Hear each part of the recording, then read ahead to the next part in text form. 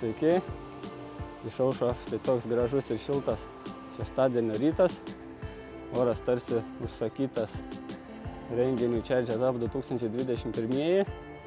Planavau ir aš važiuoti su savo lifuku į rekordo sekimą, bet pagalvojau, jeigu kartais iš šiaurės Lietuvos suvažiuotų bent 14 elektromobilių ir ta atkarpa nuo Šiaulių iki Vilniaus yra labai rizikinga, nes yra tik tai viena įkrovimo stotelė prie Ukmergės.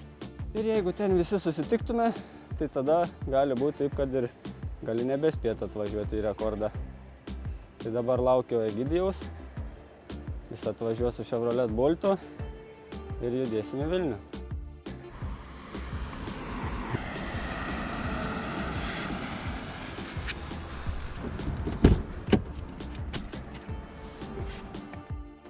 Sveikas, Egidijau. Sveiki.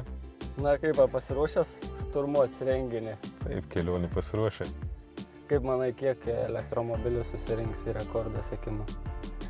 Buvo planuota apie 200-300. Aš irgi taip Tai galvoju. žiūrėsim, kaip gausis. Kiek rodo dabar gali nuvažiuoti? Šiuo metu 267 planuojami. Pakrauta apie 70% plius minus.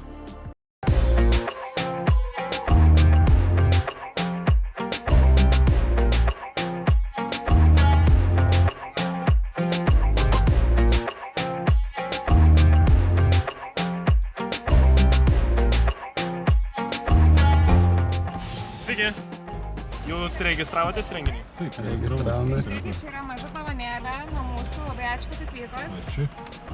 Ačiū Jums.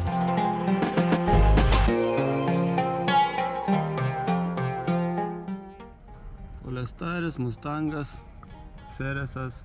Šioje vietoje jau truputį buvau išsigandęs, kad tiek mažai elektromobilių. Pasirodo, dauguma pasirinko taktiką vėluoti.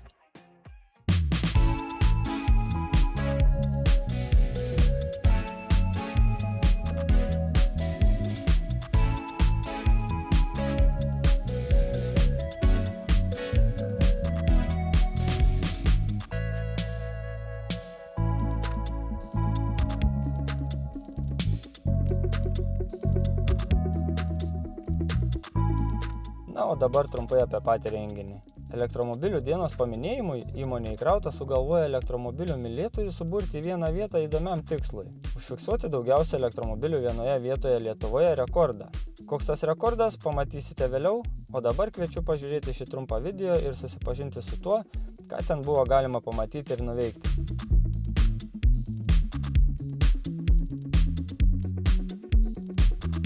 Prie pat įvažiavimo į aikštelę galėjote pamatyti naujausius Deal on Wheels siūlomus elektromobilius, Polestar 2 ir elektrinį Mustangą.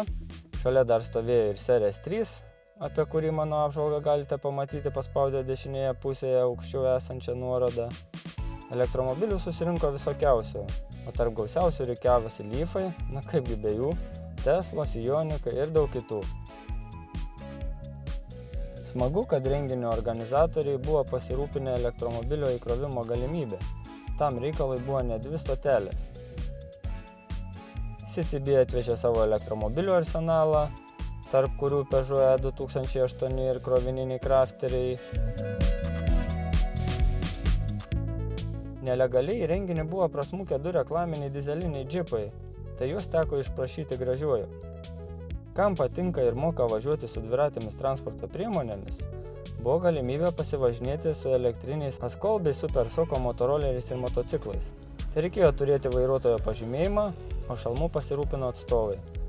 Kiek mačiau, tai ten visada buvo nemažai žmonių ir kartais reikėdavo palaukti eilutėje, kad gautų galimybę išbandyti. Čia matote Peugeot elektrinę gamą, kurią irgi buvo galima išbandyti. Šalia buvo kiti prancūzų gamintojų atstovai su Citroen C4. Tikėtis galima ir daugiau, galima ir mažiau, bet kaip pirmas renginys, galima sakyti, pakankamai vykęs renginys. Ioniq 5 buvo vienas iš tų elektromobilių, kuris sulaukė daug susidomėjimo. Priekyje jis turi ne tik šiokią tokią vietą daiktams susidėti, bet iš jo galima skolintis elektros įvairiems prietaisams. Šiuo atveju buvo pajungta ne tik garso kolonėlė, bet ir kavos virimo aparatas. Vyko ir konferencijos, bet jas, taip sakant, pramiegojau. Nu, šiaip pamačiau visokių įdomių ir naujų nematytų modelių. Tikėjausi, kad bent 100 bus, biškį šiek tiek pritrūko iki to 100. Šis susibūrimas buvo skirtas ne tik elektromobilių savininkams, bet ir visiems kitiems, kurie domisi elektromobiliais, ar net nori įsigyti savo pirmąją elektrinę transporto priemonę. Jie galėjo ne tik apžiūrėti daug skirtingų modelių, bet ir pakalbėti su pačiais savininkais, kurie mielai pasidalindavo sukaupta praktinė informacija. Tikėjausi, kad bus kažkiek elektromobilių. Planavo 100, surinko 96, atrodo. 94. Nu va, pritrūko biški. Bet aš jaučiuosi išpildęs visiškai programą, nes 4 atvežiau. Renginio kulminacija tapo pranešimas apie susirinkusių elektromobilių skaičių. Jų buvo 94. Ne, toks išskirtinis pasiekimas, kai daugiausiai automobilių vienoje vietoje. Tai ne pirmas, bet elektromobilių daugiausiai vienoje vietoje, tai taip, pirmas kartas. Ir kas įdomu, kad iš jų daugiausiai yra Nissanų, šiandien atvykusių Nissanų, po to būtų Hyundai, Peugeot,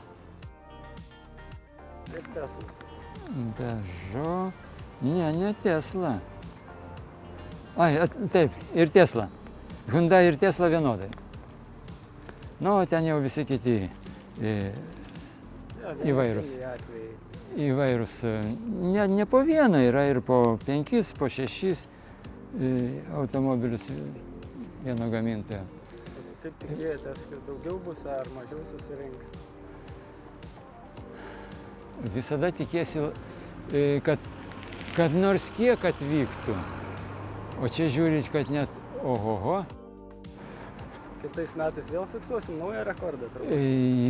Manau, kad kitais metais elektromobilių turėtų padaugėti. Iš tiesų tai mintis kilo, čia labai pamoka ir pavyzdys geras, kaip reikia mylėti praktikantus, kurie atneša tų idėjų ir tų šviežių minčių.